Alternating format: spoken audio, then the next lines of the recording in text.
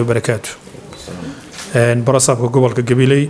يشدوها وزارة حنانة حوالي هرمرين تكلميسي قبل كقبيلي دمان شغالها وزارة حنانة حوالها قبل كقبيلي شرفوا بين نوتي مانتا إن حركة كشرنو وزارة بلارن رنتي maanta laakiin waxaynu xariga ka jaraynaa waa shaybaarka wasaaradda sida la socotaan wasaaradda xanaanada xoolaha iyo horumarinta kalluumaysiga waajibaadkeeda waxa weeye in la helo xoolo bad qaba oo caafimaadkoodu taam yahay meelaha ugu horeeya ee ay wasaaraddu xoogga saartay waxa weeyaan in la helo shaybaarka waxa jiray shaybaarka dhexe ee xarunta ku yaalay Hargeysa laakiin maanta alxamdulillah gobolada badankooda shaybaarka ku yaala nasiib wanaagna sanadkan 2022 gobolka Gabiley wuxuu noqday uu nasiib u helay gobolada dhowrka ah ee ay laga dhisay shaybaarada sanadkan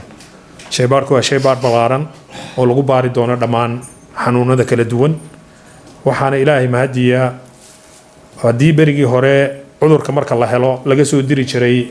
Hargeysa team maanta team la soo direeya idinka oo teema anagu waanu keenay waanu soo camirnay qalabkii waa dheeyahay shaqaalihii waa u dheeyay marka waxa weeye maanta xarig ka jarid iyo inaanu iclaamino in maanta laga bilaabo uu shaqaynayo shaqo galay shaybaarka xanaanada xoolaha iyo horumarinta kalluumaysiga ee gobolka Gabiley wuxuu noqon doonaa mid daboola dhammaan gobolka iyo gobolada ku dhowdhowba run ahaantii waa gobol badana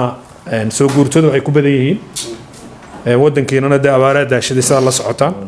marka waxa la idinkaga baahan yahay shaqaalihiin annagu soo camirnay meesha ka wasaaradahan isduwaha gaar ahaan waxaan leeyahay qalabkani wuxuu u baahan yahay ilaalin wuxuu u baahan yahay in la socdo badankoodu waa electronic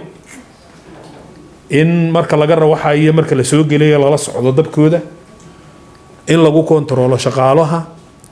in mar walba feejignaan gaar la siiyo waayo lacag aad u tiro badan ayaa ku baxday qalabkan meesha yaala maanta waana marqaatina waad ka tihiin inaanay waxba ka maqnayn oo cudur walba maanta inoo yimaado aan ku baari karayn